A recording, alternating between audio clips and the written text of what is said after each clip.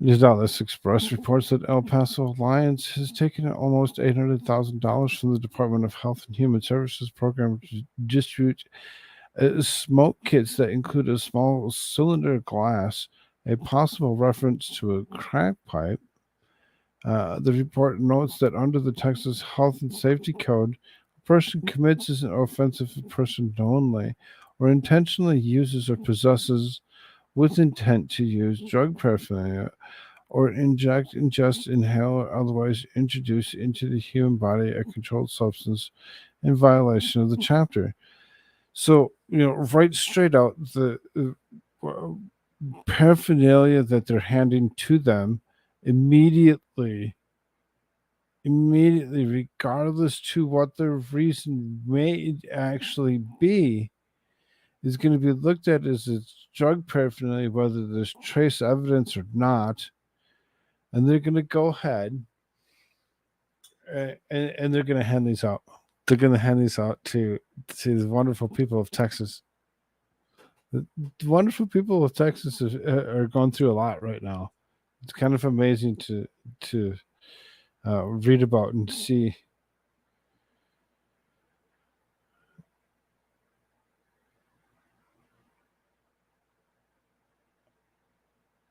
Are they going to let the VP sit down and see there for emergencies? Yeah, right. Right. Mm-hmm.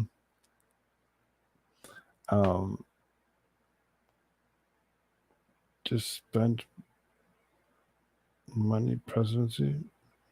That's what they do. Just spend more money. Here, throw money at this, throw money at that. We'll just, money printer go burr. In February 2022, outlets reported that the administration was going to funding crack pipes. Officials ensured that the program would not be used for paraphernalia. Several news outlets came to the aid of the White House, labeling the allegations as false and fact-check articles. An official of Substance Abuse and Mental Health Services Administration, who is oversight in the program, told the Express sends terms of conditions and languages to all harm reduction grant recipients. Award funds shall not be used directly or indirectly to purchase or promote the use of drug paraphernalia, including pipes, pipettes, and safer smoking kits. So there's these rules and regulations that are in place, but the Biden administration's overlooking it and saying, "Oh, we don't care. Here, we're going to fund this. We're going to fund this. This is something that helped almost any other country to go ahead and hand out paraphernalia to make it easier for people to use drugs." Grant recipients are also reminded that any organization using their dollars must comply with the federal, state, and local laws and regulations. All grant recipients submit to annual budget that includes line items for small supplies intended to be purchased with their funds. In some cases, grant recipients may receive funding from non-federal sources that do not have the same restrictions as federal funding. They do not oversee the use of these funds. However, their grants must operate within the bounds of federal, state, and local laws. So there's a bunch of discrepancy to go along with this particular issue of producing, administering, or distributing paraphernalia so that people can do drugs. Disgusting.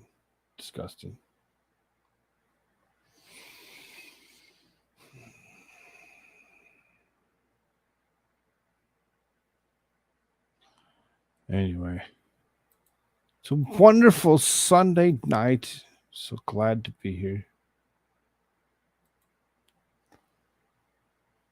So then You know, the asshole president that we're talking about at this moment, the asshole president that he is, we all kind of know about him. We know what he's about. We know how he's how and what he's doing to this country over and over again, and how racist he really is. Racist he really is. I mean, people still smoke crack, but they would use unsafe shard or crack pipe or something. I know, right? They're already gambling with their lives. Why should we make it easier for them to do such a thing? The whole thing is ridiculous, upside down. It makes no sense.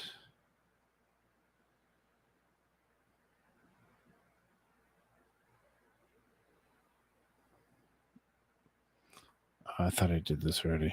Dang it.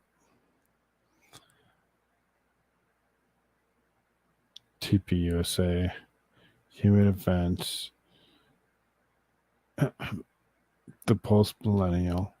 They're all kind of tied together. They all kind of have something to do with each other.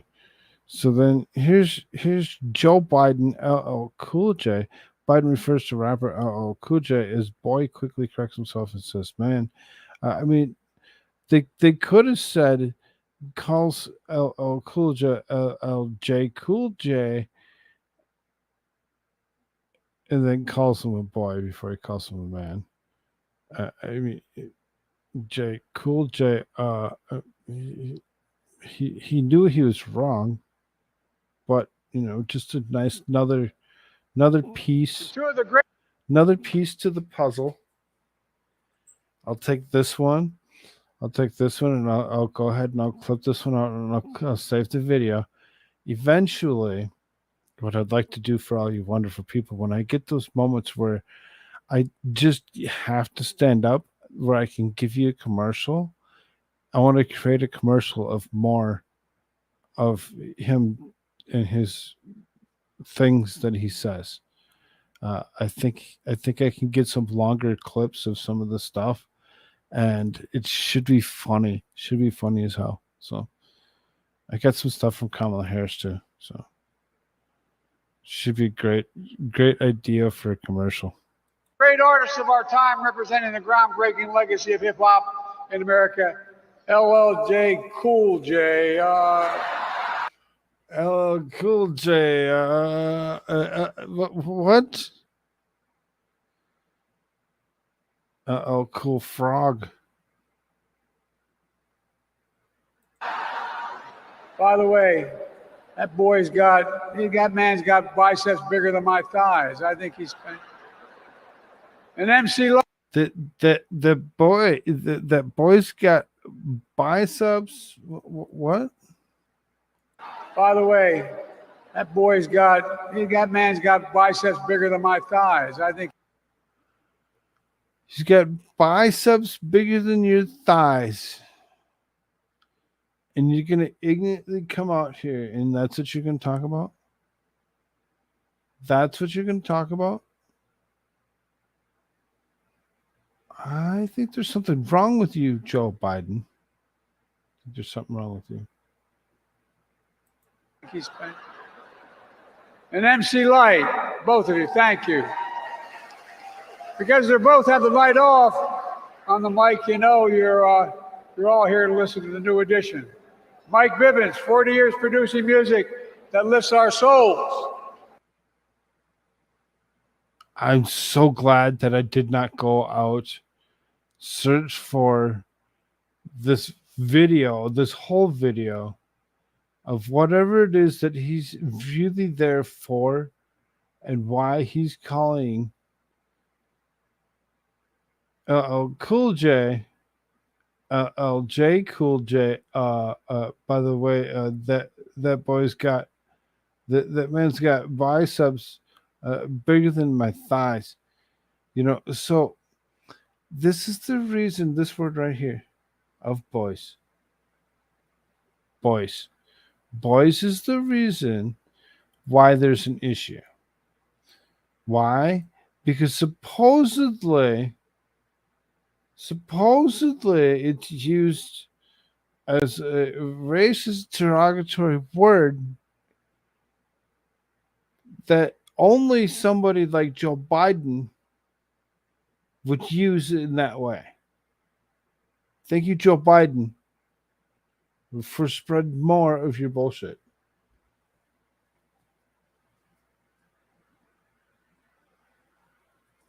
No, I'm telling you. Oh, Koolfrogg. Mm-hmm. Mm-hmm. You want to change your mind on all that.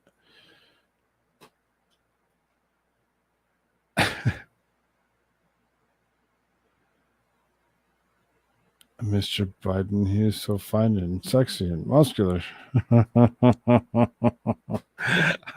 When you think about it, that's the only other thing that he could have really said was anything remotely close to that. But for him to do this, to use terms, you're going to get called out for them. And he used that term very loosely. He used it very loosely, and that's how far he got. That's how far he got. Is he made it to there? All right.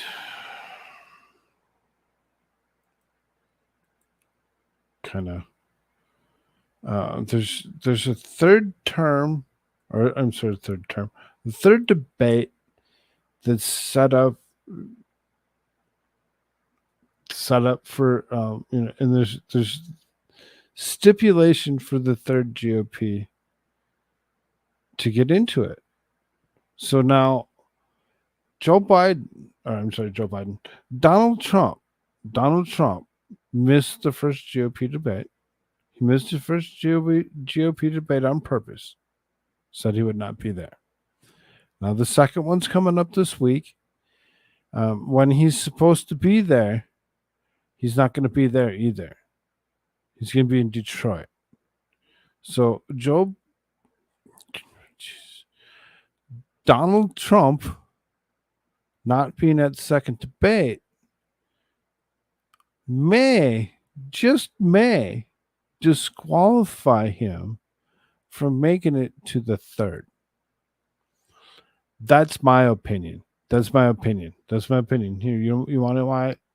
Because this is the stipulations that they put in there. The same pledge requirement stands, mandating that candidates support the Republican Party's eventual nominee. They must also agree to not participate in unsanctioned debates.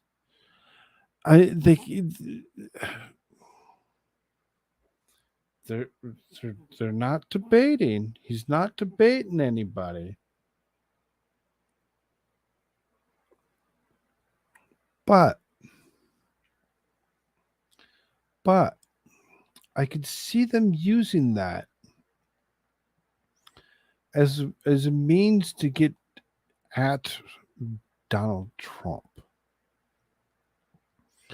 RNC's upset. And likewise, they should be. They want to do what they're there to do, to select their candidate that they wish to select. And they want to do it correct. They want to go through and they want to hold debates. They want to see who rises to the top, who's the one that's more popular with the people. And they're now set for third debate. Third debate being Miami, November 8th. So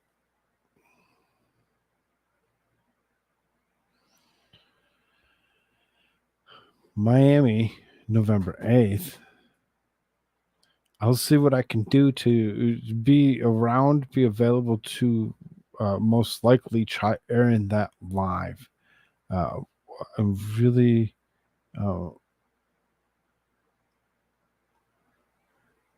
November 8th. November 8th is it's a Wednesday. I gotta look at my calendar really close to be sure that one I should be able to air that one as it comes out. It should be a normal time schedule on that, like 6 o'clock or something for me here in this mountain time zone. I'm guessing 8 o'clock. Maybe be 7 o'clock. I'll see what I can do to be available for that, to run that one as well.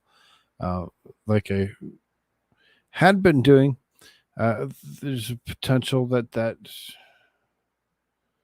I think I ran the last one that I ran it. I ran it over on Rumble exclusive.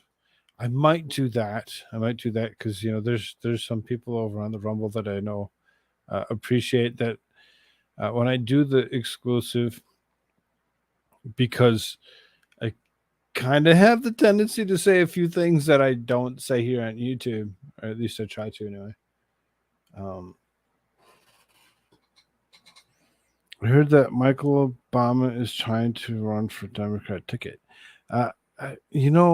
I've said this a couple times that Roger Stone said at TPUSA event, where he seriously said, don't be surprised when you see Big Mike and Gavin Newsom as the ticket.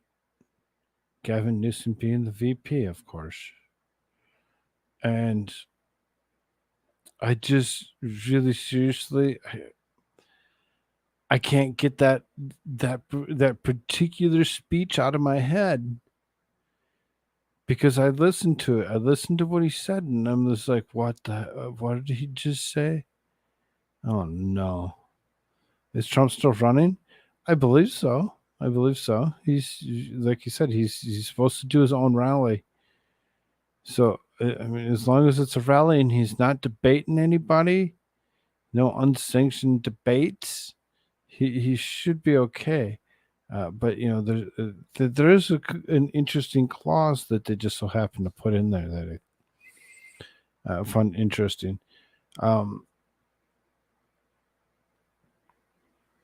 Biden doesn't listen to rap or hip hop. I promise you. I doubt it. You'd be like, what the hell did they just say to me? He'd be swearing back at him.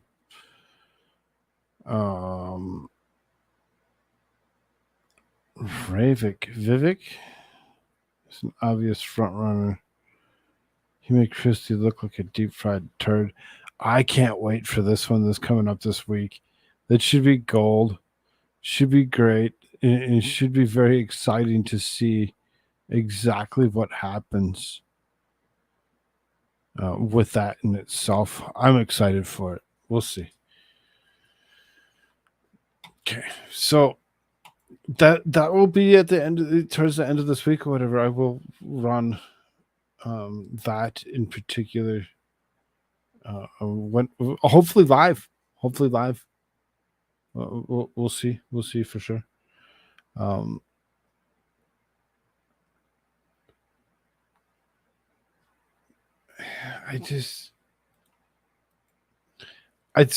Sometimes I look at things and sometimes I look at them again, and the reason I do that, I do this on purpose, and because I have so many articles up.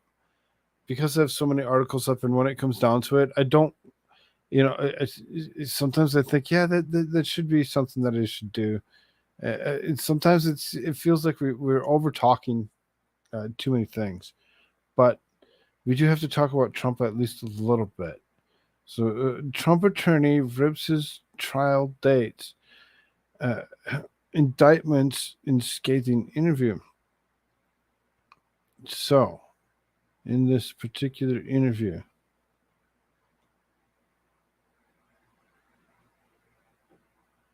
Here with the this one, 2 minutes and 22. leading candidate for president. So, Lena, this is all ridiculous. It's all a circus. It's all meant to interfere inside the timeline and the election process. That That's a given. So these questions sort of come with that that sense of how it's. But if you're planning for Georgia, the DC timeline was just set for March 4th, as you know, the day before Super Tuesday, much sooner than your team had anticipated. What do you anticipate for a timeline down in Atlanta? Like, how quickly are they going to try to push this in your sense, and how will you push back? Let's be clear, the Jack Smiths and the Fannie Willises and the DA Braggs and the Letitia James, if they could have it their way, they would have all trials the same week. It's unrealistic, it's ridiculous, and it's obvious. So what I think is happening is the judges are going to have to fight it amongst themselves. You cannot have one defendant on multiple cases. But if you do look at the timeline, like you mentioned, every single event from the indictment to the rush grand jury, years after the events took place, when they didn't need to rush it, they could have had it 2 years ago. Every single thing says very clearly, Joe Biden doesn't know what he's doing in office, so let's distract America so that all we talk about is President Trump and these hoaxes. And that's really all they are. So what are they? We're going to obviously argue that it's impossible for one person to be in 4 different places. We're going to argue that this is election interference. And then we're going to take a look at each individual person and say, you ran for office based on the fact that you said you were going to get Trump. And so did you. And so did you. And now we need our Constitution and due process to step in and do its part. And if we don't have fair judges, unfortunately, we're not going to get that. So we have a great team. I love our legal team right now. I feel strong. The president feels strong. And we're going to take each one head on.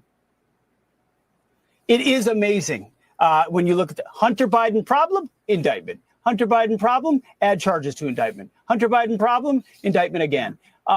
When do we set the trial date? Iowa caucuses. How about we do it the day before Super Tuesday? I've never seen anything like it. Of course, it's totally unprecedented. And the way you put it together, it is election interference. And keep us updated on what you're seeing. Appreciate your time. Alina, not my words. Not my words. I didn't say that. I didn't say that. That was their words. I'm amazed. What in the world are they even talking about? There's no such thing ever that would ever make me think that would be anything that I should ever have to worry about. The safest elections ever. Their words, not mine. Their words, not mine. I just can't. I can't believe it. I just can't believe it.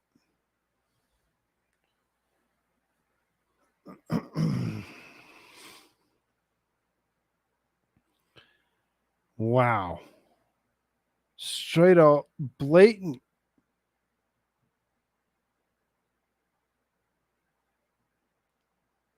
And we can't talk about it.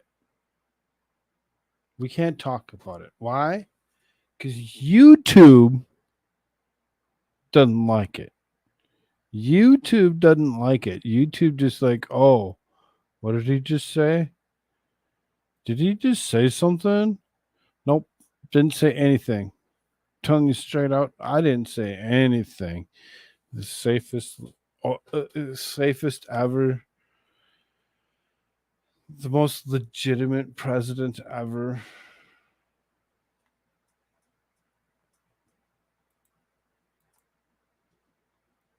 Joe Biden with the most votes.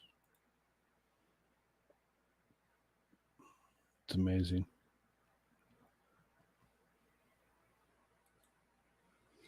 GOP forced to intervene again in attempts to demand Trump be excluded from 2024 vote. Didn't we just kind of guess that? Oh, yeah, we kind of did, didn't we?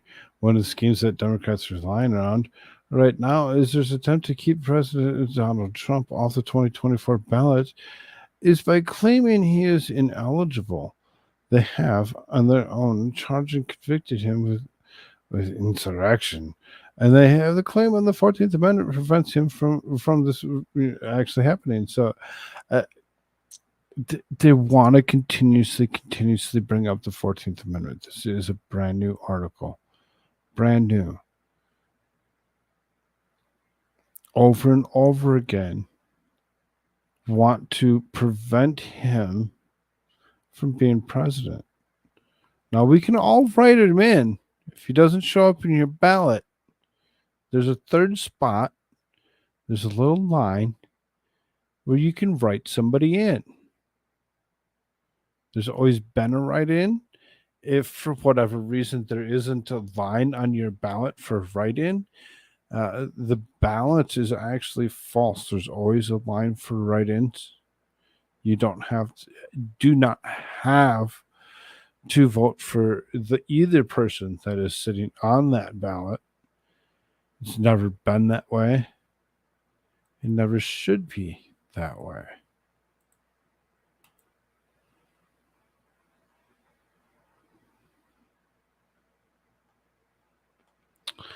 So,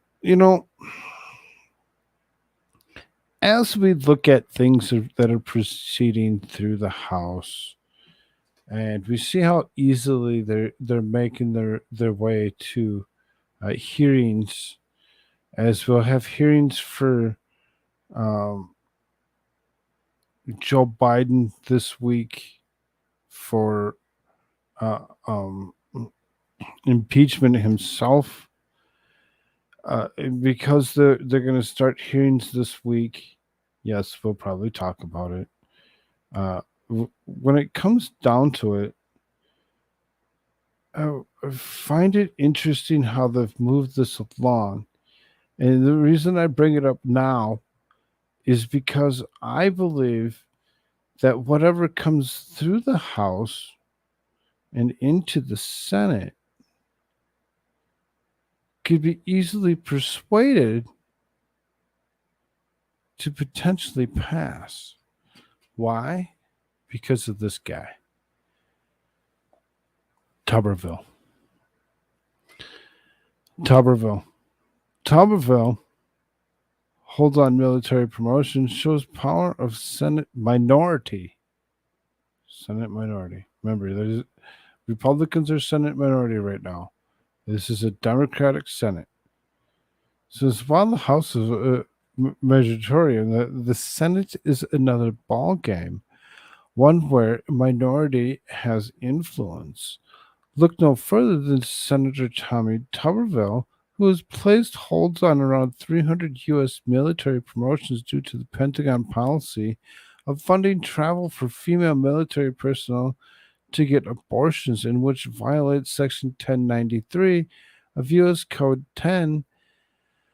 The Department of Defense funding can't be used for abortions except when the mother's life is in danger in the case of raping or incest.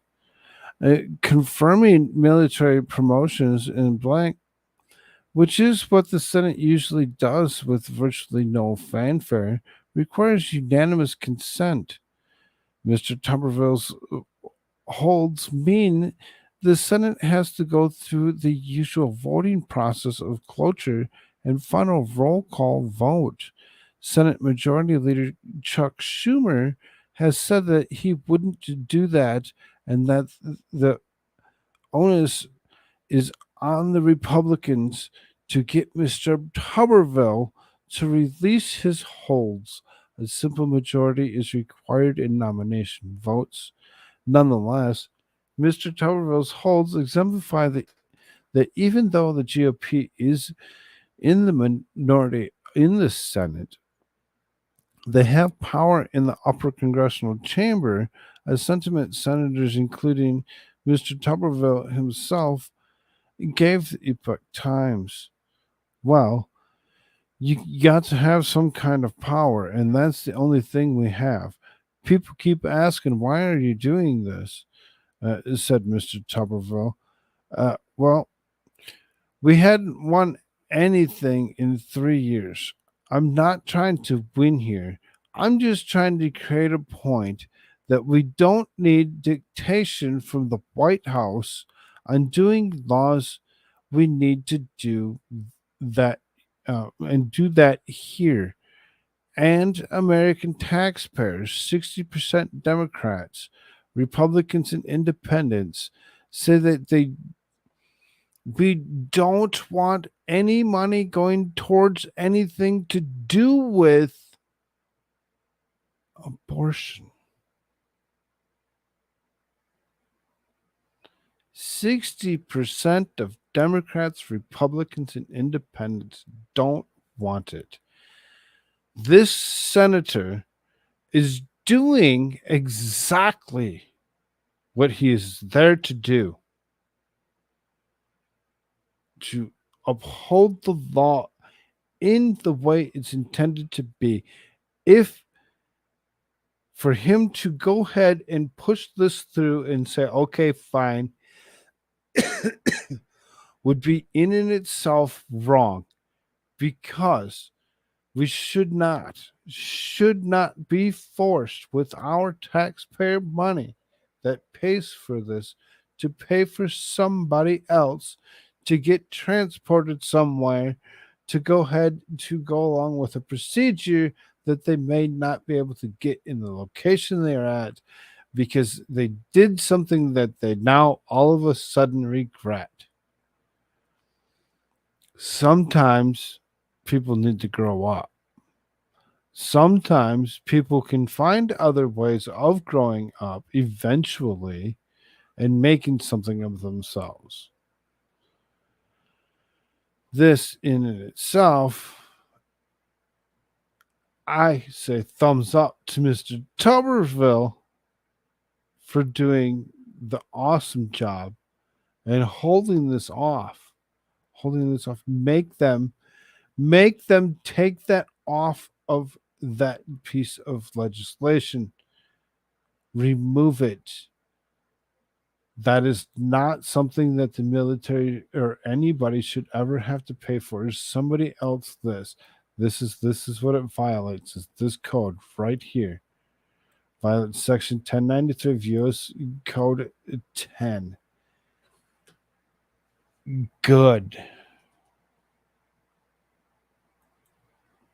It's about damn time. Stop funding things.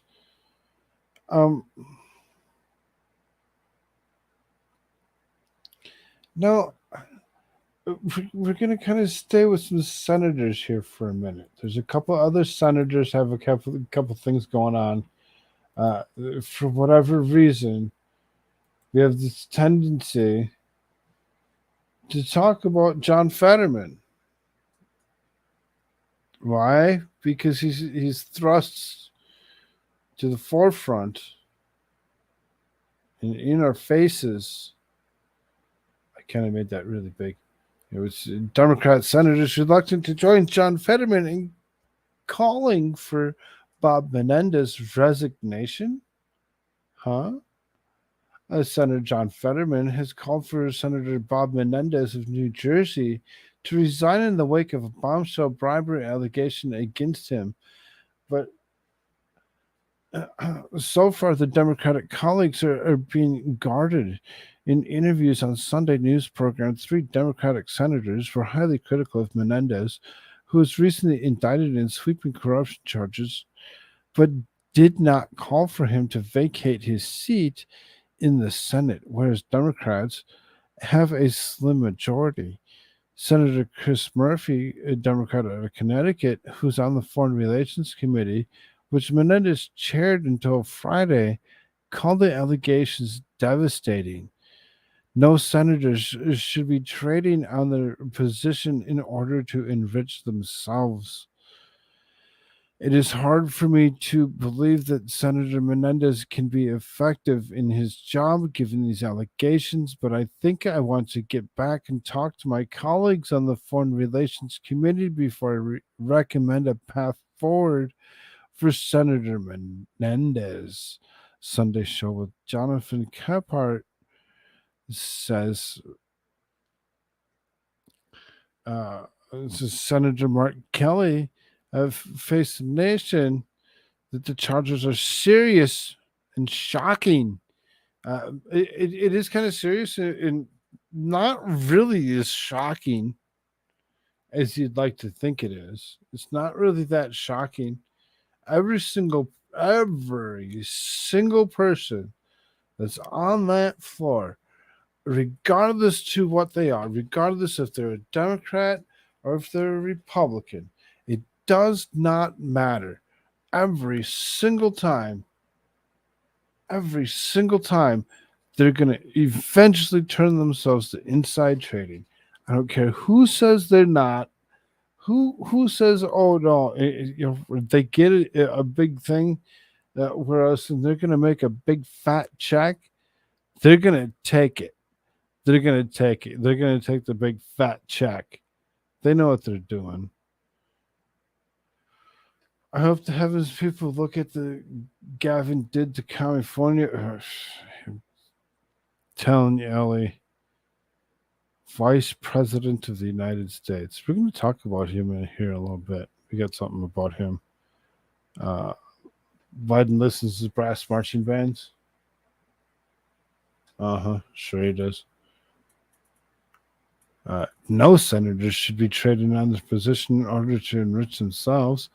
It is hard for me to believe that Senator Menendez can be effective in his job given the allegations, but I think I want to get back to talk to my colleagues on the Foreign Relations Committee before I recommend a path forward for Senator Menendez.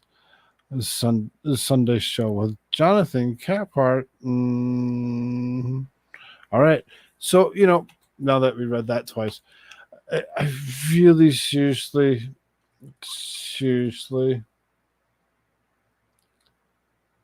I don't want any of them doing it. I've said it 1,000 times. Every single person that is a congressman, whether you're in the House or the Senate, should have a race car jacket that has patches. The significance in size is the larger the donor. I bet there'd be so many of them that have so many patches all over their jackets that they'd be out of space. Every single last one of them. Yes, Ellie, follow me on Rumble. If anything ever happens here, I will be there. I will be there. I don't know if they don't think I won't be there, but yes, I will. I will. I'm still there. We do exclusives sometimes. We have some fun over on the Rumble side. They don't seem to be very active over there today. Not very active. So,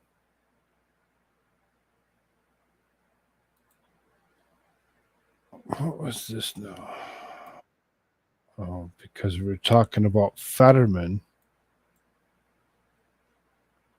Oh, this is so freaking hilarious. I was laughing my ass off. This is funny. Thank you for coming. And for me, it's been a very personal issue with me. And I'm going to show this, and then I'm going to describe this to others. This is my iPhone, and this is a transcription service that allows me to fully participate in this meeting and conversations with my children and interacting with my staff. I had a stroke about 18 months ago, and I have lost my ability to fully process language. And I like to think I was an empathetic person, truly. But until... Huh?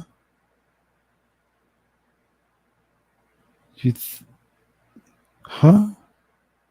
I'm not sure he knows what he's actually saying. I don't think your device that you just pointed out is really working, sir.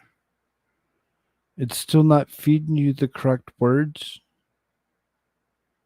to go along with the sentence that you're trying to say. Let's go back just a little bit. In this meeting and conversations with my children and interacting with my staff. I had a stroke about 18 months ago, and You had a stroke about 18 months ago. Uh-huh. Now we know what's up. Mm-hmm. He and Biden share the same iPhone. Uh-huh. Uh-huh. This is who they call the uh, um uh, um uh, Pete. I just want to say the word, but I can't. Was he okay before the stroke? No, not really. I have lost my ability to fully process language. And I like to think I was an empathetic person, truly. But until that happened, You thought you were a pathetic person? Oh, now it makes sense. Now it makes sense. Ah, they don't want you to know that. Ellie, they don't want you to know that. They don't want you to know that had something to do with it. No.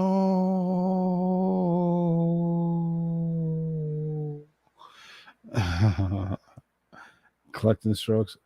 Empathetic. Uh, is that what you how you said empathetic? But pathetic is funnier. Pathetic is funnier. But he did say empathetic. Now,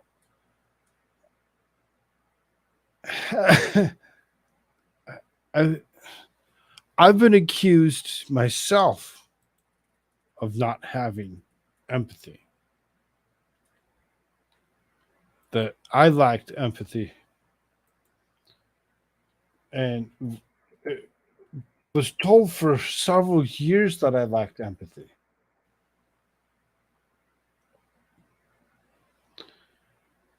Now, the actual definition for empathy is the ability to understand and share the feelings of another. Feelings. This man has no feelings? Okay. We have to go back. We have to go back. We have to listen to that just a little bit more. and interacting with my staff. I had a stroke about 18 months ago, and I have lost my ability to fully process language. And I like to think I was an empathetic person, truly. But until that happened, I've raised to a whole different kind of level as well. And You raised a whole kind of level of amount of being pathetic. Oh, I'm sorry, empathetic. Mm-hmm. it's profound to know, though, that I never really considered that without this kind of technology, I couldn't watch television. And I can't imagine if I didn't have this kind of a bridge.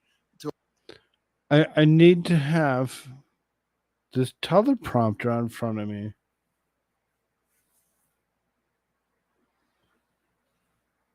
To watch a television? What the?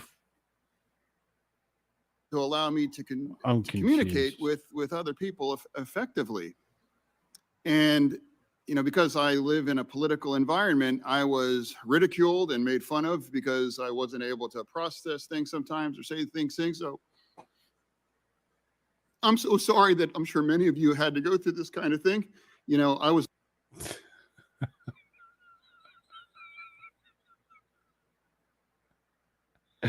He's gonna cry. He's gonna cry.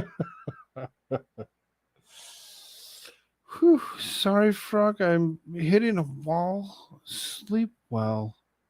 Love you, Vicky. You have a good one. I'll see you in the morning.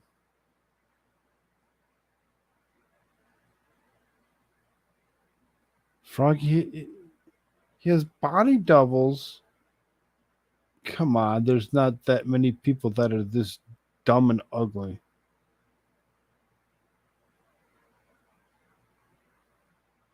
He leveled up like video games.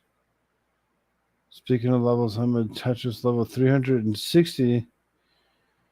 Oh my god, he's gonna cry. Exactly, he's gonna cry. It's my story. It, I have no empathy, so I must show some tears, or try to at some point in time, to show that I have emotion, that I have emotion for other people.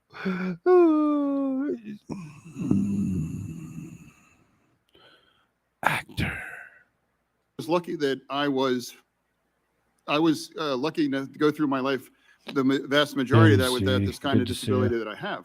But again, I can't imagine and how the challenges, and I admire, everyone that has to kind of live with these kind of struggles and prevail over them.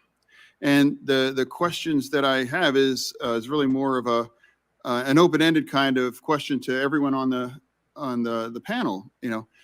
How can we become more? So, okay, before we listen to the rest of this, I'm looking at chat here, and Mimsy talking about how there's his picks of doubles. Meme called the Men of Fetterman. There's like 6 doubles. So the United States has the ability to play Grand Theft Auto in the human level. And this is what they've created. They forgot to play it right, and they said, let's see if we can't become a senator of the United States of America with this one. And this is what they're doing with it. There has to be something. There has to be something. Does he think he has a therapy session? Have some respect and put a suit on? See, now that's the thing. That's the thing. It's they've passed it to make it so that they're all in casual on the Senate floor. He's disgusting. More empathetic, more responsive, and more effective senators to provide the kind of support and services that anyone in these communities deserve to be a citizen here in our nation. Mr. Westbrook. Yeah, I think it just takes political will and, the will to become accessible. It takes making it a priority and just, deciding that it's going to be a priority, like Ronza was saying earlier, and on the same level as security and privacy and all that kind of stuff. Accessibility just needs to be another part of doing business, as I mentioned in my testimony this morning. We wouldn't think about building a building without putting in a ramp, to get into the building now. But now we need to think about building websites and digital technologies to make them more accessible. Thank you.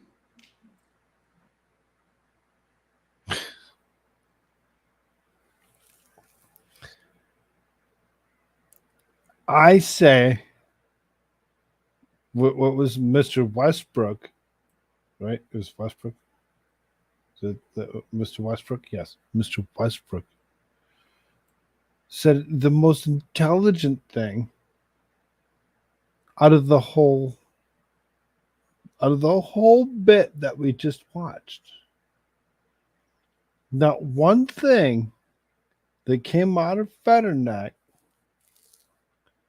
was worth a damn. Not one thing.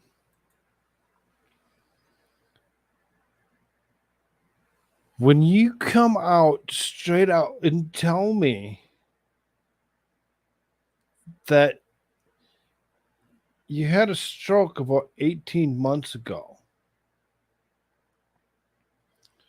and you're not going to go ahead and attribute to anything remotely near what I assume would be the contributing factor to what happened. But you know, I guess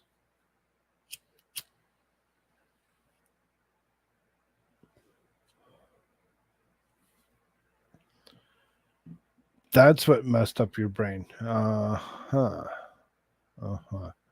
Wasn't messed up already. Hey, we can play this off. We can add this to this. All the bills are paid. Don't worry about it. We got you.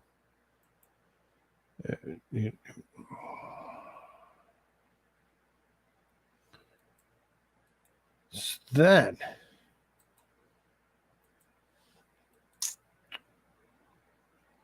Gavin Newsom. You ready for this? Newsom vetoes bill requiring human safety operators inside autonomous trucks. He's like, nah, we don't need it. It's okay. California Governor Gavin Newsom vetoed a bill that would have banned self-driving trucks on roads without a human presence, drawing criticism from labor unions concerned about potential job losses. Assembly Bill 316 prohibits the operation of autonomous vehicles weighing more than 10,000 pounds on public roads without a human safety operator physically present on the vehicle. After lawmakers approved this legislation, it went to the Democratic governor to sign the law. He vetoed the bill on September 22nd. Assembly Bill 316 is unnecessary for regulation and oversight of heavy-duty autonomous vehicle technology in California, as existing law provides sufficient authority to create appropriate regulatory framework, the Office of the Governor said in the veto message. The message pointed out that the state legislature provided the Department of Motor Vehicles and the authority to regulate the testing of deployment of autonomous vehicles on public roads in 2012.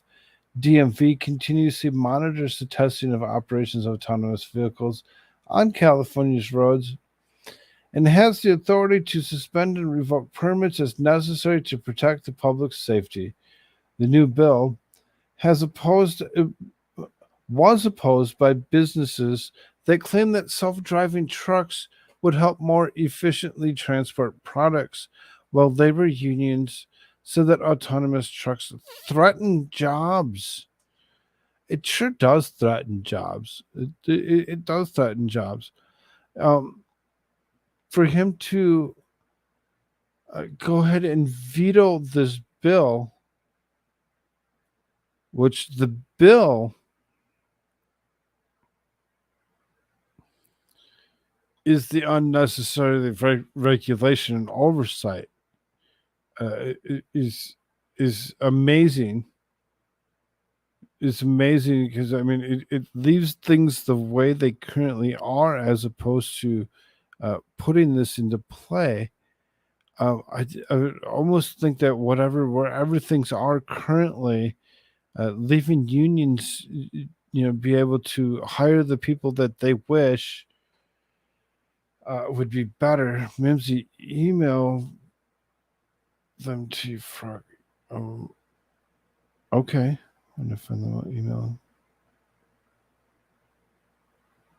Have some respect to put some suit on. Yes, absolutely. Always have some respect on the Senate floor to put a suit on. I'll take a look here in a short moment. So, Gavin Newsom going ahead and vetoing this bill. I mean, banning self-driving trucks. It seems as he's actually for the workers potentially right now. I don't know if this is precursors. I got to do a couple good things. Do a couple good things so that people think that I'm a great person.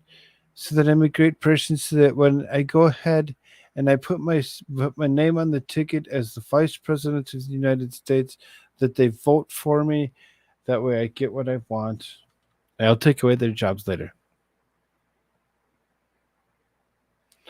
Newsom is making frenemies with Elon Musk? Maybe. That could be something. Okay, let me take a quick glance here. I'm going to check an email.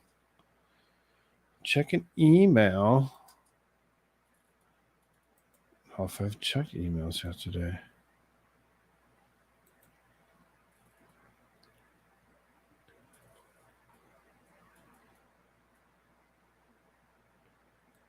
Fetterman doubles.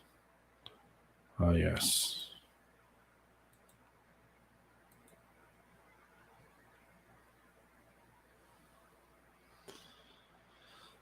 I mean, which is actually kind of funny because, you could almost, the growth of hair that is on each one of these pictures could potentially be possible. Monthly, bi-monthly, depending. And he's been around for a few years. So, I mean, it's not impossible. But there you go. There's the picture that Mimsy just shared that shows the 6 different faces. Body doubles for Fetterneck. I mean, you call it what you will. It could be something. It might just not be. But tis what it is. Now, this one. Now, everybody's looking at this. They're like, Johnson, who, what? House of Representatives Johnson? Nope, not that Johnson. My Johnson? Nope, not my Johnson either.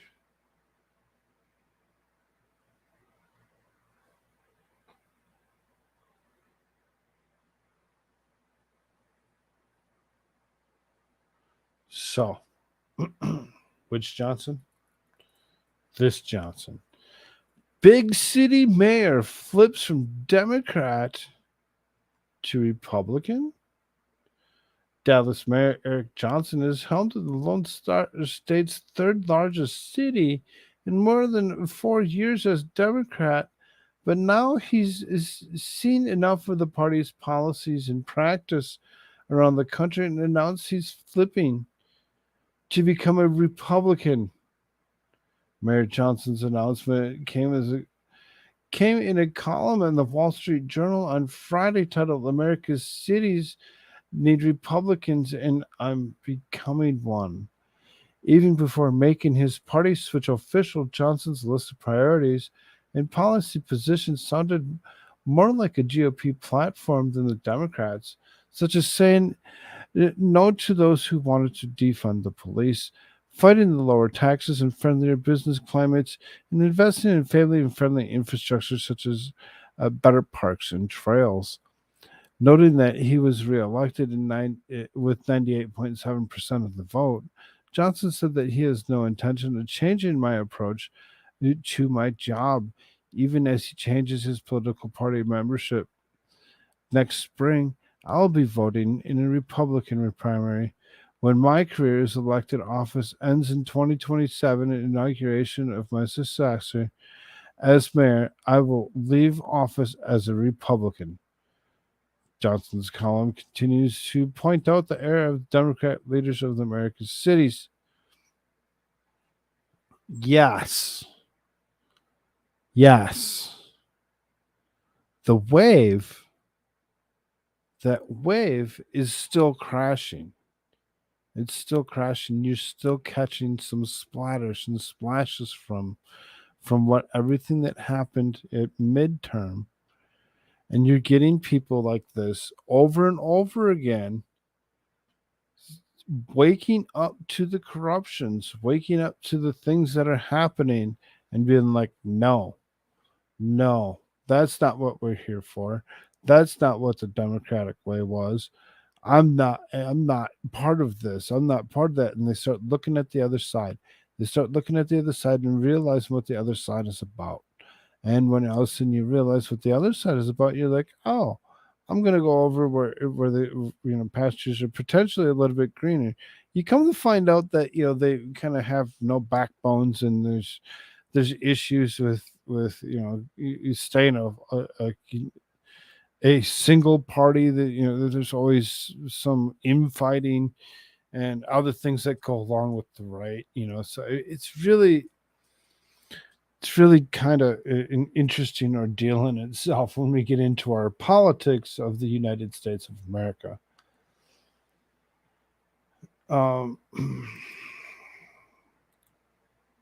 As we said that we did not bring up Lauren Boebert tonight. I just had to say her name. She was in the news again. She's in the news again because she's going to continue to make news for that particular instance. Okay, so I know we all love our Korean Jean-Pierre. I mean, Peter Doocy. Peter Doocy's so much more lovable as a person. He's so much better, easier to take. Now, what happens in these altercations between these two is amazing. Peter Doocy. I know your dad had some thoughts about our back and forth yesterday, so maybe we should try this again. Same question. Same question as yesterday. Can you repeat the question? What do you call it when 10,000 people illegally cross the border in a single day? So here's what I will say. And you've heard me say this a couple times, and I'll say it again because it is the facts. On day one, the first day of this president's administration, he put forth a comprehensive immigration reform that we believe that was desperately needed for this country, right? As we know, and you've heard us say this many times before, we are dealing with a broken system. And no action was taken from Congress. And so what the president was able to do, he imposed consequences for those who do not have the legal basis to remain. And he has removed more than 250,000 individuals. This administration has done so since May 12th. And so we've taken action. The president has secured. He also secured record funding. And let's not forget this record funding that the president fought for over the last year or so was opposed by the House Republicans. This is something that they opposed and didn't want to see. And so what it allowed us to do was actually hire about 25,000 more, bring on CBP agents, and really do something that was historic that we hadn't seen. And so a broken system, it's been broken for the past couple of decades. The last administration certainly gutted the immigration system for 4 years. That's what they did. And you had Speaker McCarthy and the Republicans in Congress who continuously take steps to undermine what is currently happening, trying to undermine getting border security. We saw that this week with the CR, where they put forth another piece of legislation to propose continuing to cut some important resources that's needed, whether it's CBP. 800 fewer CBP is what they wanted to do. 50,000 pounds of cocaine. That's what it would hurt, right? In trying to prevent that from coming in, right? When you think about more than 300 pounds of fentanyl, when you think about more than 700 pounds of heroin, more than 6,000 pounds of methamphetamine to enter the country, that's what they were trying to prevent from the work that we're trying to do, prevent from coming into the country. So we would love to do this in a bipartisan way, but we're not seeing that. What we're seeing from House Republicans is wanting to defund DHS. But when you I'm glad that he actually let her get out her point today, as opposed to cutting her off, which is the reason why she ended the questioning yesterday. She immediately stopped him and said, "Nope, I'm not answering anything from you today. Sorry, Peter." And she pretty much just cut him off straight out because she didn't have any answer. So now today she comes back with this bullshit answer of whatever it was. What did anybody comprehend anything that she actually said? Anything that rumbled out of her little mouth? For she really seriously, I hate this lady. She drives me crazy. She makes me want to fall asleep every time I listen to her. I just get somebody better. Get somebody that will answer the questions that are asked. I was reading the article about her in the DS. It was pretty funny about her and her lover that she's divorcing. You spoke last month, Yeah. and you said, we are stopping the flow at the border. Is 10,000 migrants in a single day stopping the flow? What I will say is, I just mentioned 250 individuals have been stopped who do not have the legal pathway from coming in. That has been since May 12th, and Only 250? The seriously seems really low. It seems really low. You just letting everybody else willy nilly. You did 10,000 in one day. They're going to start coming faster. They're going to start coming faster because you're going to come into winters. as we are, looking at Eagle Pass, and I know this is where kind of the issue is at the time at the moment.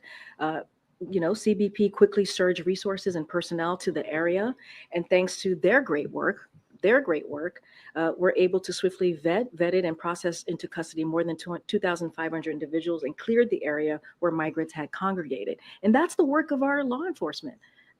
That's the work of our law enforcement at the border. Remember, House Republicans are trying to cut that. They're trying to cut that. Why is it that she feels the need to always point the finger at House Republicans? She blames it on the Republicans. It's the Republicans that want to do that. I don't see it that way.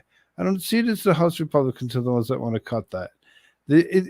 What they want to cut, and what you're not paying attention to, is all the extra things that are tied to what the House isn't passing. And that's the money that's intended to go to Ukraine. It's the money that's intended to go to Ukraine.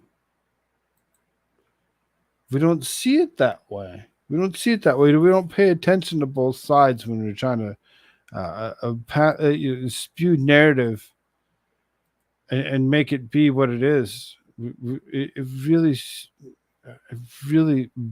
really seriously, it gets so disturbing listening to any of this that happens from day to day.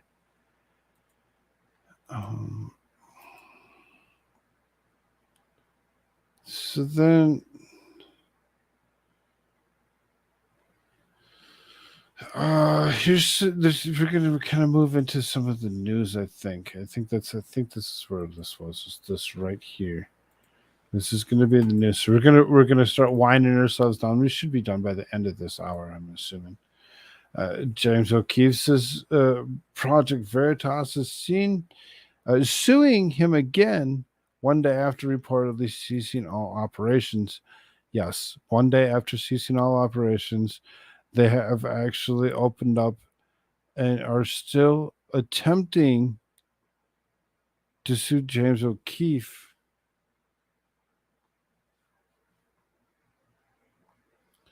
James O'Keefe says that he was sued by Project Veritas again midday Thursday, 1 day after the company reportedly ceased all operations. The former Project Veritas founder filmed himself retrieving the lawsuit from his front doorstep. In footage posted on Twitter Friday, he claimed A colleague happened to be nearby and took a video of the door. After he heard a loud banging, the colleague did not answer the door. A lawsuit. They're suing me, the company that I founded. When I left, there was something to the effect of between $6 and $8 million in cash on hand. They've apparently spent all of it, raising almost no money at all since they ousted me. Project Veritas ceased all operations Wednesday, citing lack of funds. 6 staffers, including all remaining journalists and one development associate, were laid off. O'Keefe said the documents were a summons of civil actions from United States District Court, Project Veritas versus James O'Keefe, J.M. Woolman, counsel of Randazza Legal Group. In Connecticut, represents the plaintiff. Seems that name seems a little familiar, Randazza. We're not sure what the attorneys have to say for themselves, participating in an effort in the silencing journalists and get a federal judge to issue an injunction and shut me up, to shut all of you down. It's unclear that Randazza and J. Woolman are thinking. O'Keefe was sued by Project Veritas for the first time in May for federal courts in Southern District of New York. Project Veritas founder and former CEO left the company in February after being put on paid leave. Following the departure, O'Keefe launched O'Keefe Media Group, his new media company. He did. There might be reason to attempt to go after him, to sue him for any reason whatsoever. Is he was on paid leave, for him to go and try starting something else while on paid leave. Maybe a discrepancy when it comes down to it. I would think that if we looked into it close enough, we might just find that discrepancy that is just a little too close to call. I don't like it. In any way, shape, or form. I think that the suing of each other is ridiculous and shouldn't need to happen. But we're going to still see that happen. Hopefully the best for James O'Keefe and his adventures through life. I'm sure we'll continue to cover him and all of the goings on. But this particular case, of course, I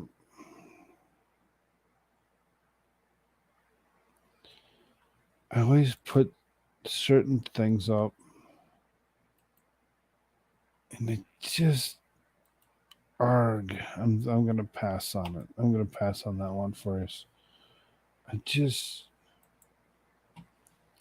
Sometimes you can't do certain things. Sometimes you don't want to.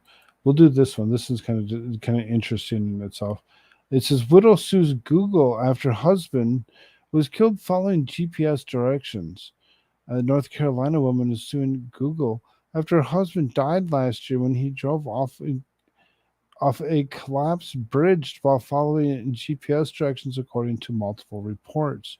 Philip Paxson, a father of 2, died after he drove off an unmarked, unbarricaded, collapsed bridge in Hickory, North Carolina, according to NBC News. His widow, Alicia Paxson, filed the lawsuit this week. Paxson did not know the bridge had collapsed and was following directions from Google, which did not indicate that the bridge was down. Now, I'm when I read this earlier, kind of beside myself. I don't think that it's Google's fault that they told you to take a bridge that had collapsed. Is they didn't know that the bridge had collapsed yet. I really feel bad for the loss. It's horrible that that had to happen, and I bet very scary for that particular person. But I don't think that this is a very good case to sue Google on, as he was listening to what it was saying. Is it wasn't lying, it just didn't know that something was out as it happened, in real time. Google may have not known this yet, as it wouldn't have been reported for them to be able to uh,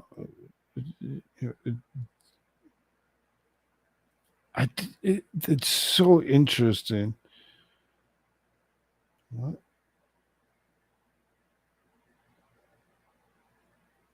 The Texans won a while. Really? Y'all always want to leave that shit open?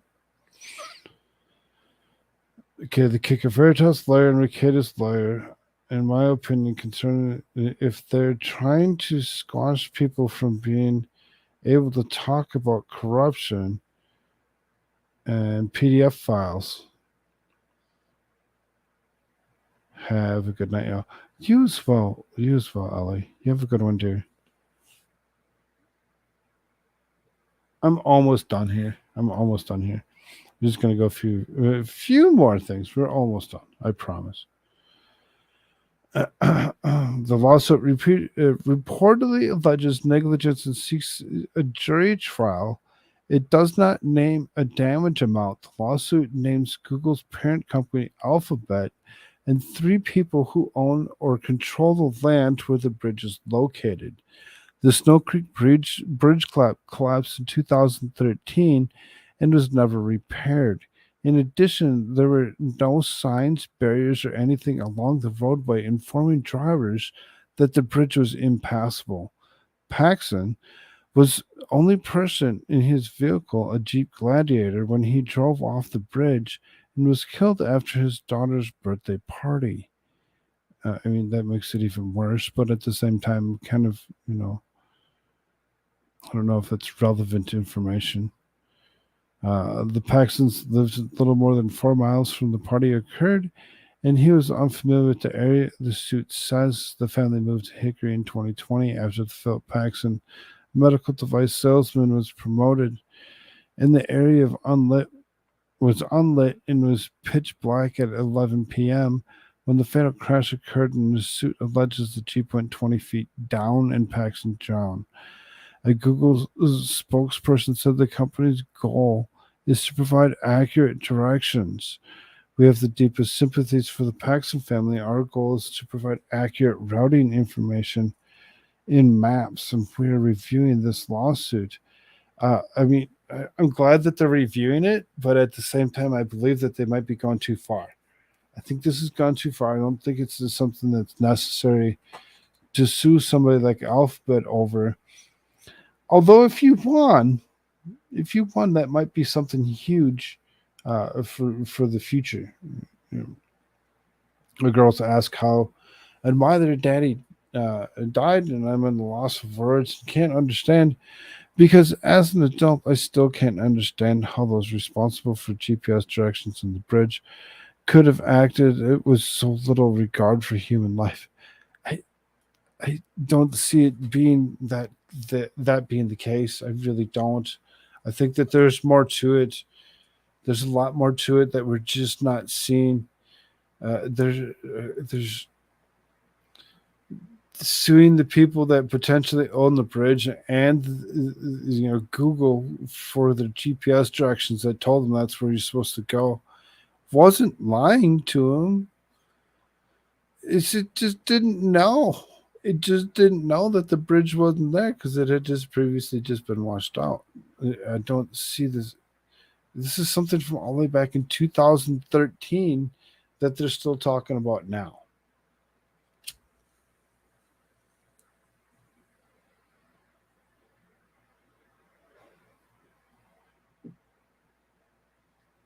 All right. So stop sharing that one.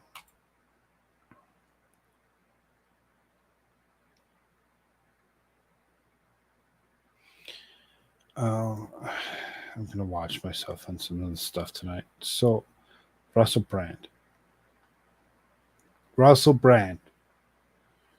As I say, I'm going to watch myself and some of the stuff that I say here tonight. We're going to go to Russell Brand. Burger King facing boycotts for pulling advertising from Rumble over Russell Brand controversy. The controversy over the sexual assault allegations against podcast and comedian Russell Brand continues to dominate political discourse, and accusations emerged. It led to a series of occurrences that have been made ripples in the world of entertainment and business. Brand, who has denied the allegations, finds himself in the center of the storm. But now, companies like Burger King and others have also been targeted for criticism after it was revealed they pulled their advertising from the video sharing platform Rumble and continue to allow Rumble to broadcast the platform after YouTube demonetizes channels due to controversy. The revelation came from the News Movement, a TikTok channel. Burger King and other companies have removed the adverts and video sharing platform that continues to host Russell Brand after he was accused of rape and sexual assault.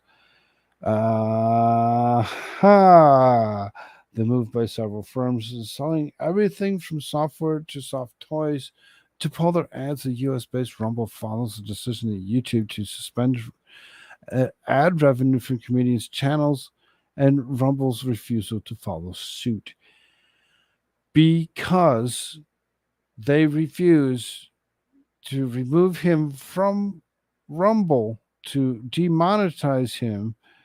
They are asking those that were putting ads on Rumble to go ahead and pull their ads. Now you got the likeness of Burger King saying, okay, we pull out. Way to go, Burger King. Way to go, Burger King, because now guess what that actually does to Burger King? Oh, that puts you on the boycott list. And there's an awful lot of people that have the tendency to do such a thing. And that's not a good look for you. You might as well change your symbol from a king to I don't know. Well, leave it as a king. Now it appears that Burger King might get the Bud Light treatment. Several conservative influencers threatening to boycott the fast food giant.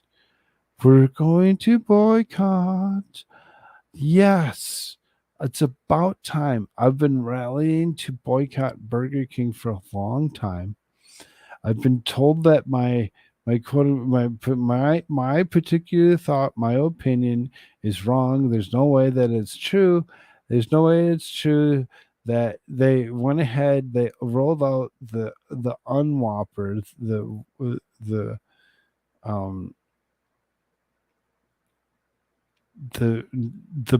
not beef equivalent to the Whopper. And that particular made me think about it. They never went back. They've been selling plant-based for a long time. I know there's a lot that say I'm wrong. No, they have their own burgers. They have their own beef. I kind of question it sometimes. Which is the reason that I've already been boycotting them for a long time. Here's your reason to go ahead and do just that. Burger King wants you to have it your way. Who knew their way was wokeism, censorship, and cancel culture? Their burgers are shit anyway. Spend your money wisely, says Dan Bongino.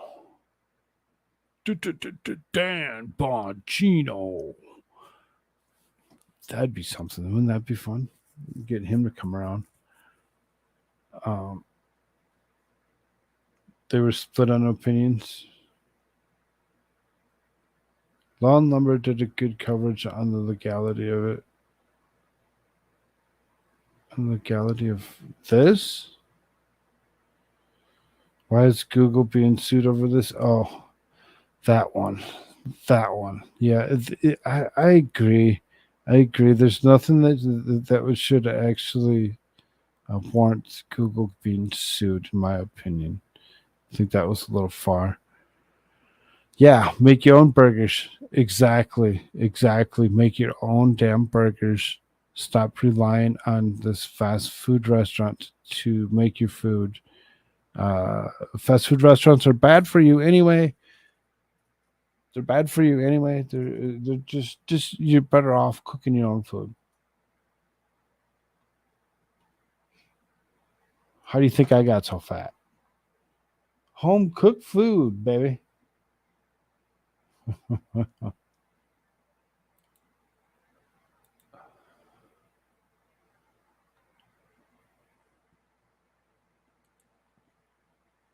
So, oh, um,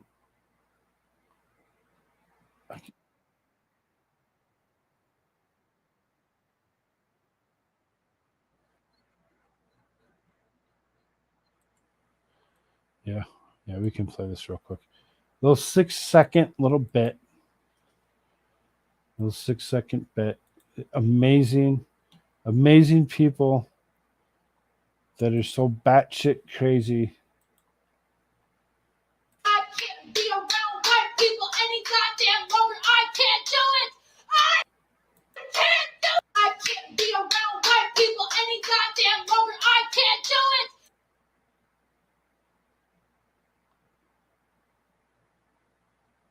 Oh, okay. Good to know. Good to know. Glad that you can't be around white people no more.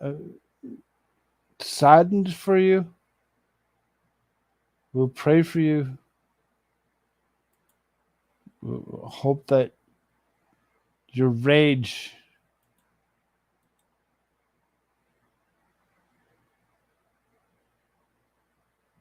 isn't so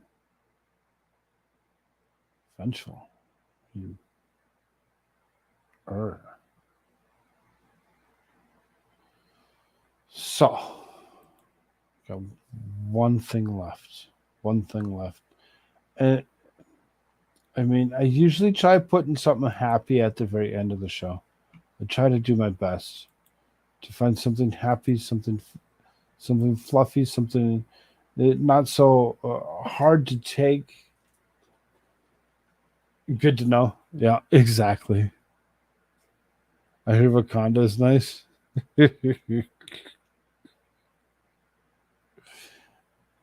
I mean, there's plenty of places, plenty of big cities that you could go to where she wouldn't run into those crazy white people that she speaks of.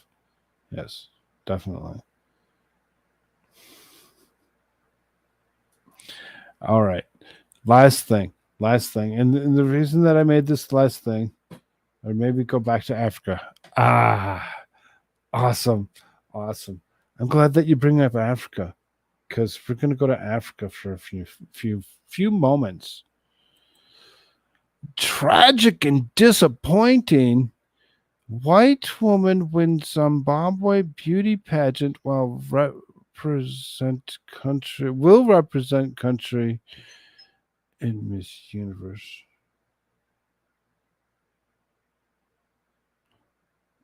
Tragic and disappointing. She's beautiful. Which there you go. There she is. So you can see what she looks like. Here, let's give you a bigger screen. There you go. So you can see what she looks like. And it's seriously tragic and disappointing. Zimbabwe has crowned a white woman, a native of Harare, as Miss Universe Zimbabwe 2023, sparking controversy and debate online. Atlanta Black Star reported Friday Brooke Jackson, a 21-year-old model, is now set to represent the African country at the 2023 Miss Universe pageant. Scheduled for November 18th, the newly crowned Miss Universe Zimbabwe's runner-ups where a black woman, Amanda, why we need to actually know that these people are particular colors is beyond me. Amanda and Nakunda, of following her win in in September 16th, Brooke Jackson expressed her commitment to representing Zimbabwe internationally and showcasing the country's uniqueness, according to Atlanta Black Star. Again, very beautiful young lady. Not that the other ladies weren't either, but she won. She won. She legitimately won. She's a woman, a white woman, and she won. It happens. It happens. It's okay. It's okay. I promise it. It'll be okay. It'll be okay. It's nothing that you need to cry about.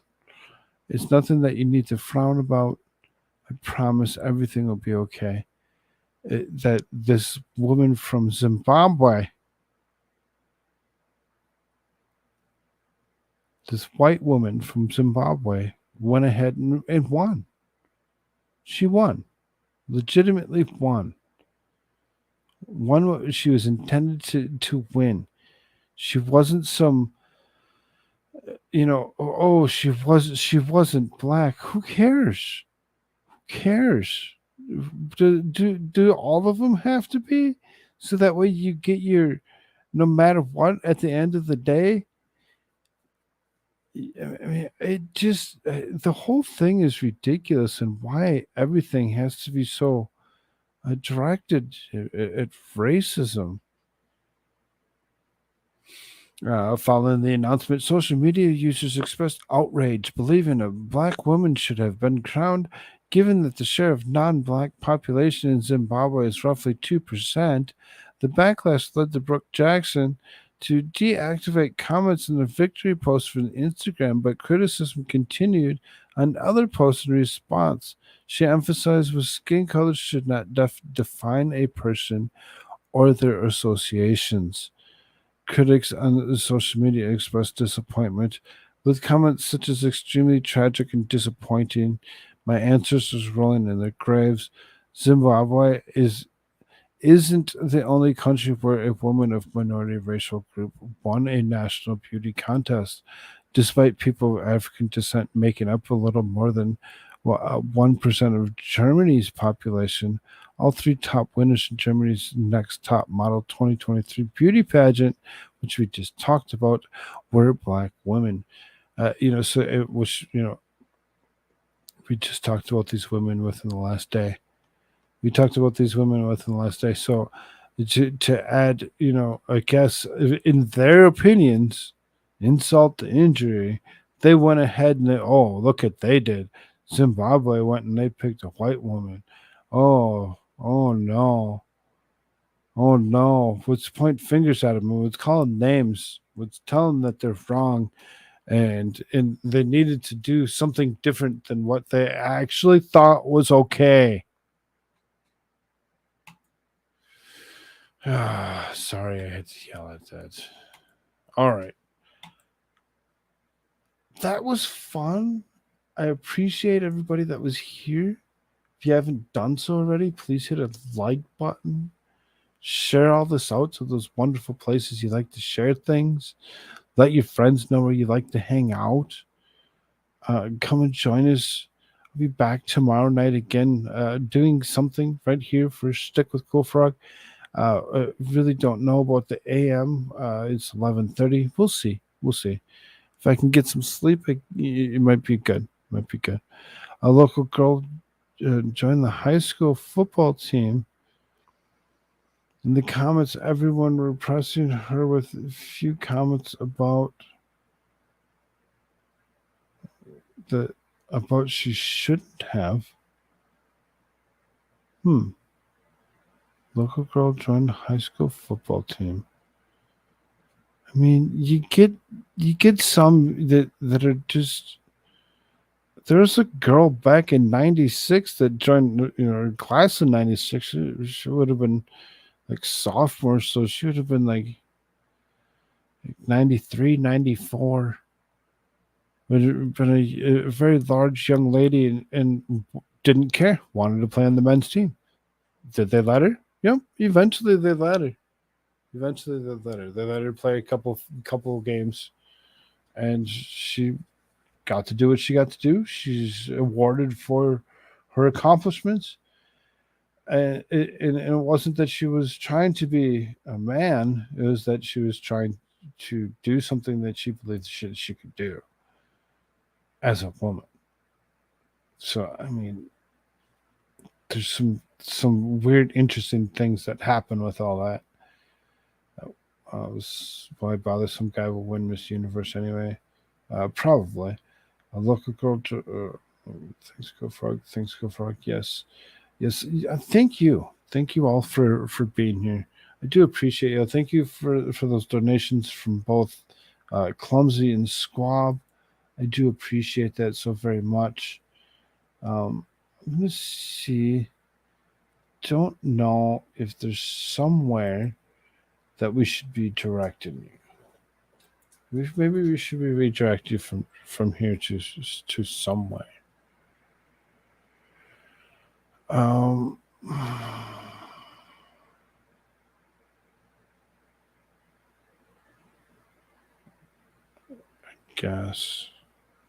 Guess we'll go to Ranting Monkey.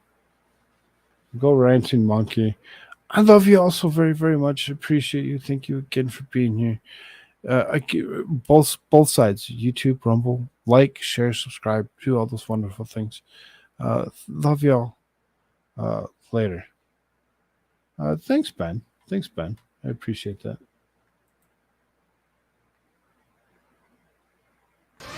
We're winning all the competition because all the women in my family are smarter than I am. I don't want to live on this planet anymore.